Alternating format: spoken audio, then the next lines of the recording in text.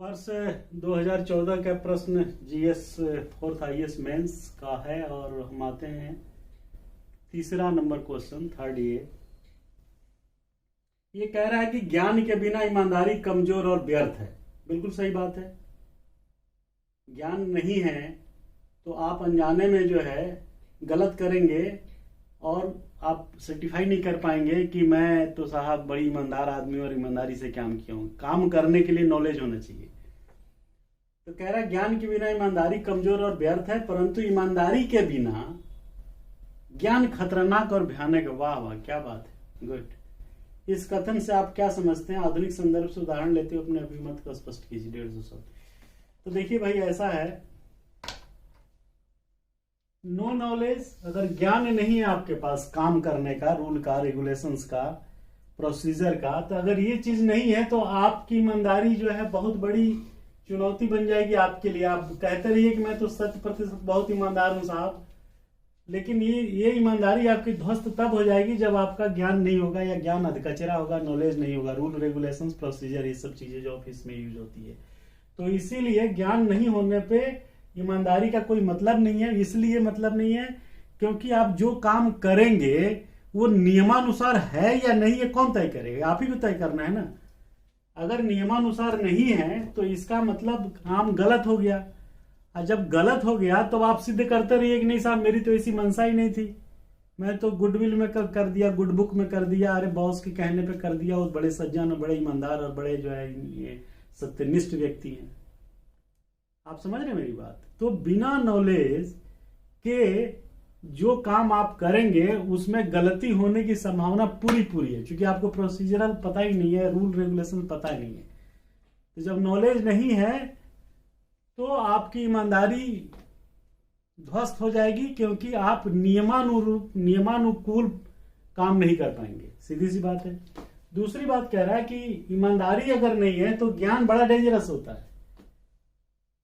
अब देखिए, आपकी ऑनेस्टी गायब है, आप करप्ट प्रैक्टिस वाले अनएथिकल टाइप के आदमी हैं, तो आपके दिमाग में ये बात है कि ईमानदारी तो है नहीं, अनएथिकल व्यक्ति हूं मैं गलत काम करता हूं, गलत प्रैक्टिस करता हूं, तो मेरे में ये कमी है, ईमानदारी नहीं है।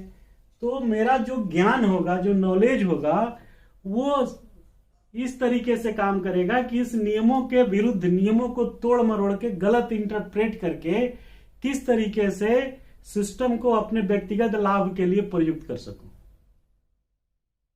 Are you getting my point? तो ईमानदारी जो है सबसे बड़ी चीज है, क्योंकि अगर आप ईमानदार नहीं है तो रातों दिन आप नियमों को गलत इंटरप्रेट करने, उसका लूप होल्स ढूंढने उस नियम में, उसकी अलग से काट, उसका क्या जो है काउंटर वेट हो सकता है वो ढूंढने में लगा देंगे और पूरा सिस्टम को आप डैमेज कर देंगे। ठीक है। अब इसमें कह रहा है कि भाई आधुनिक संदर्भ से उदाहरण लेते हुए अपने अभिमत को स्पष्ट कीजिए। Explain your stand with illustration from the modern context. अब देखिए, इसमें नॉलेज जिसको होती है, सपोज आप एडवोकेट हैं, आपके पास बहुत नॉलेज है, तो नॉलेज जब आपका पास भरा पूरा है तो आप किसी भी केस को जब पकड़ते हैं तो किसी भी कानून की मीमांसा करते हुए, रिव्यू करते हुए, उसका एनालिसिस करते हुए आप जो है उसको अपने फेवर में इंटरप्रेट करके बहस करते हैं, क्योंकि आपका उद्देश्य है कि हमें अपने क्लाइंट को सेव करना है, आपने उसी बात के लिए फीस लिया है। तो अगर नॉलेज आपकी पूरी है तब तो ये चीज आप उसको क्लाइंट को सेव कर ले जाएंगे, और नॉलेज अगर पूरी नहीं है और लाख आप ईमानदारी दिखाते रहें तो आप केस को प्लीड नहीं कर पाएंगे। उसी तरीके से अगर सिस्टम में आप सपोज किसी ऐसी कुर्सी पे बैठे हैं जिसमें आपको मिस एप्रोप्रिएशन, धन का, फंड का जो है नहीं करना है और सही तरीके से इस्तेमाल करना है, लेकिन अगर आपको काफी नॉलेज है रूल को मिस इंटरप्रेट करने का और उसका जो है काउंटर वेट लगाने का, तो आप उस धन का मिस एप्रोप्रिएशन जो है करते हैं, और ऐसा तमाम केसेस पाए जाते हैं। तो इसलिए जो है, अगर आपके पास नॉलेज नहीं है तो आपकी ईमानदारी बेकार है, क्योंकि आपकी जाने जाने में गलत काम हो जाएगा।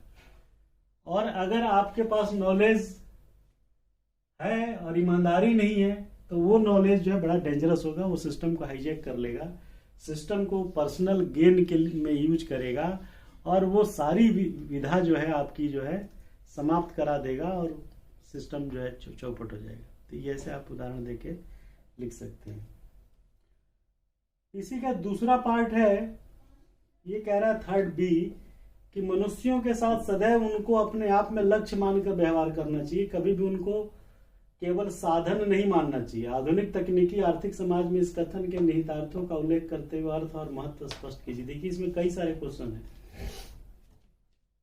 पहले तो कह रहा है कि उनको लक्ष्य मान के व्यवहार करना चाहिए, उनको साधन नहीं मानना चाहिए, यानी मेयरली मीन्स नहीं बल्कि treat them self as ends, target लक्ष्य, और लक्ष्य को पाने के लिए जो आप स्टेप्स यूज करते हैं दैट इज साधन। अभी कह रहा है कि आधुनिक तकनीकी आर्थिक समाज में इस कथन के निहितार्थ का उल्लेख करते हुए अर्थ भी बताइए और महत्व भी बताइए। ठीक है, तो इसमें जो है ये बात कह रहा है आधुनिक तकनीकी आर्थिक समाज, जो ओपन सोसाइटी जिसको कहते हैं, और ओपन सोसाइटी में जो चीजें हैं वो बहुत ही साइंटिफिक है, और ये मॉडर्न के साथ साथ टेक्निकल और इकोनॉमिकल समाज की बात भी कर रहा है, जो अल्ट्रा मॉड जो कॉर्पोरेट जगत है उसकी बात कर रहा है, अर्बन सोसाइटी की बात कर रहा है, अर्बनिज्म की बात कर रहा है कि उस सोसाइटी में इसका क्या मतलब है। अब देखिए इसमें दो तीन बातें हैं। मनुष्य के साथ उनको लक्ष्य कैसे मानेंगे और उनको केवल साधन क्यों नहीं मानेंगे, उसका रीजन ये है कि आधुनिक तकनीकी समाज में मानव जीवन बहुत ज्यादा फंक्शनल या बहुत ज्यादा उपयोगी हो गया है, क्योंकि पूरी सोसाइटी जो आधुनिक तकनीकी समाज की बात कर रहा है, फोकस करिएगा उस आधुनिक तकनीकी समाज पे, क्योंकि ये जो आधुनिक है, तकनीकी है, और क्या है एक शब्द और है, आधुनिक तकनीकी एवं आर्थिक, जो अर्थव्यवस्था पे फोकस करता है, आर्थिक मूल्य पे फोकस करता है, ये बिल्कुल अल्ट्रा मॉड सोसाइटी की बात कर रहा है। अब अल्ट्रा मॉड सोसाइटी का मतलब आप समझ रहे हैं, जो अर्बन है, मेट्रो शहर है, जहाँ पे लोग तकनीकी रूप से संपन्न है, आर्थिक रूप से संपन्न है, मॉडर्न है, मॉडर्न में साइंटिफिक अप्रोच से बातों को करते। तो ये कह रहा है कि आप जो व्यक्ति है आज के जमाने में इस सोसाइटी के लिए, वो जो व्यक्ति है वो सिर्फ साधन नहीं है, वो साध है। क्यों है? क्योंकि इस समाज में श्रम विभाजन बहुत है। एक दर्जी है, दर्जी का काम करेगा, सफाई वाला सफाई का काम करेगा, डॉक्टर साहब डॉक्टर का काम करेंगे, पढ़ाने वाला पढ़ाएगा, खाना बनाने वाली मेड खाना बनाएगी, प्रेस करने वाला वाशरमैन कपड़ा धो के प्रेस करेगा सपोज। तो इतना कॉम्प्लेक्स श्रम विभाजन है, क्योंकि डॉक्टर को जो है अपने घर का, अपने परिवार का जो है ये सब बेसिक नीड्स को पूरा नहीं कर पाता है। वो खाना नहीं बनाएगा, वो बर्तन नहीं धोएगा, वो कपड़े नहीं धोएगा। सवाल ये नहीं है कि उसको नहीं आता है, सवाल है कि वो अपनी एनर्जी अगर वहां डाइवर्ट कर देता है ये इन सब कामों में, तो उसका जो मेन क्वालिटी वो जॉब है वो हैम्पर होने लगता है। तो जो श्रम विभाजित जरूरी है, और श्रम विभाजन की वजह से जो व्यक्तियों का जो इम्पोर्टेंस है, जो हमने डिफरेंट टाइप के कार्य की बातें की, ये जो डिफरेंट पर्सनालिटीज हैं, इनका काम इतना इम्पोर्टेंट हो जाता है, क्योंकि इतना इम्पोर्टेंट होने की वजह से ये जो करने वाले हैं इनको आप एज ए स्टेप नहीं मान सकते। ये साधन नहीं है, ये साध्य है, क्योंकि ये काम कोई और कर नहीं सकता है, ये लक्ष्य है। ये नहीं कि इनके सहारे आप कर रहे हैं। सपोज अगर ये सहारे खत्म हो जाए तो आपका काम, जो कुछ भी हो काम आप करते हो, सपोज हॉस्पिटल चलाते हो, हॉस्पिटल का ऑपरेशन ही बंद हो जाएगा यार, उसका संचालन बंद हो जाएगा, ऑपरेशन मैनेजमेंट चौपट हो जाएगा। सपोज सुबह जो है व्यक्ति नहीं आया झाड़ू लगाने, कपड़ा धो करके प्रेस करके देने वाला नहीं आया, उसमें जो रिसेप्शन वाला नहीं आया, तो आप अकेले एक डॉक्टर हैं, बहुत बड़े डॉक्टर है, क्या कर लीजिएगा? कुछ नहीं कर पाइएगा। कॉल्स आएंगे उसको रिसीव करने के लिए, रिसेप्शनिस्ट नहीं बैठी है, लोग कहेंगे अरे यार फालतू हॉस्पिटल है तो इसके यहाँ जाना मत, कोई उठाता नहीं है, या जो उठा रहा है फोन कॉल वो जो है ठीक से बात नहीं करे, बदतमीजी, अब्यूजिव और जो भी इनडिसिप्लिन और एरोगेंट टाइप से बात करे। तो हर व्यक्ति का काम इक्वली इंपॉर्टेंट है in terms of their own value system. तो जब उनका काम इंपॉर्टेंट है तो अब आप बताइए कि वो साधन कैसे रहेंगे? साधन तो खत्म हो गए वो, क्योंकि आपको तो इनके बिना चल ही नहीं पाइएगा। जब आप इनके बिना चल नहीं पाइएगा तो यहाँ कैसे पहुंचिएगा? पहुंच नहीं पाइएगा। तो इसलिए ये साधन नहीं है बल्कि अपने आप में साध्य है, एंड है, क्योंकि लक्ष्य को पाने के लिए उनकी श्रम की बहुत ज्यादा प्रकार्यात्मक उपयोग जो है सोसाइटी के लिए है।